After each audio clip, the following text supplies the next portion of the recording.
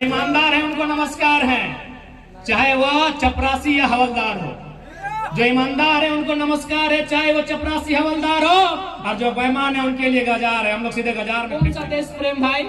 विधायक जी आके बोलेंगे हम गरीब का बेटा है, सर्व गरीब के जितना बड़ा भैयार के खेत ना तो बाथरूम हो। गरीब का बेटा इसने बोला था तुम ना, हम गरीब का बेटा है और जितना बड़ा हमारे भैयार खेत ना है उतना बड़ा होकर बाथरूम हुआ और बोलते हम गरीब का बेटा है। तो इसलिए सबसे पहले आप देश प्रेम की परिभाषा समझिए। देश प्रेम यानी जनता से, इंसान से प्रेम करना।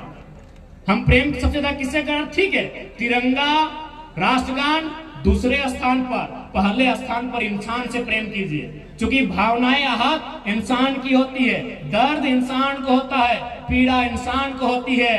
तिरंगा 150 साल पहले शायद नहीं था, आज के 1000 साल बाद क्या परिस्थिति होगी मुझे नहीं मालूम। राष्ट्रगान 1910 से पहले नहीं था, 2010 से 2110 के बाद क्या होगा मुझे नहीं मालूम। लेकिन इंसान की भावनाएं कल भी थी, आज भी हैं, कल भी रहेंगी। इसलिए देश प्रेम यानी इंसानों से प्रेम।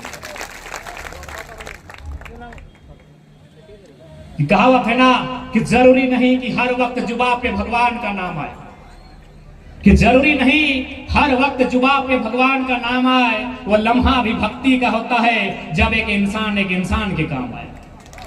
तो मैं इन तमाम पदाधिकारियों को संदेश दूंगा, सच में अगर आप लोग देश प्रेमी हैं और साथ में आप संविधान की भी शपथ लेकर आए हैं, तो आप डॉक्टर भीमराव अंबेडकर, उस युग पुरुष, उस क्रांति पुरुष को अगर मानते हैं, उनको पूजते हैं, तो सबसे पहले बीडीओ ये बताएं कि मोटेशन के नाम में आपके यहाँ दलाली कितना लिया जाता है।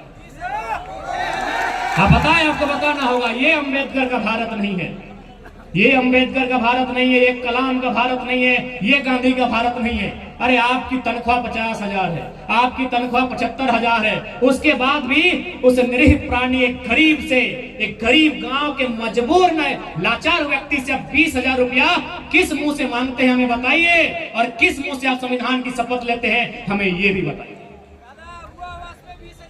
30,000 इसलिए याद रखिएगा, अगर हम लोग सत्ता में आते हैं, ये अब हमेशा इतिहास रहा है कि अगर कोई पावर में आता है तो किसी को नुकसान होता है। यदि कोई पावर में आता है तो किसी को नुकसान होता है। अगर हम लोग भी पावर में आएंगे तो बरोबर नुकसान होगा। हम लोग भी पावर में आएंगे तो नुकसान होगा, लेकिन हम लोग अगर पावर में आएंगे तो जनता का नुकसान नहीं होगा।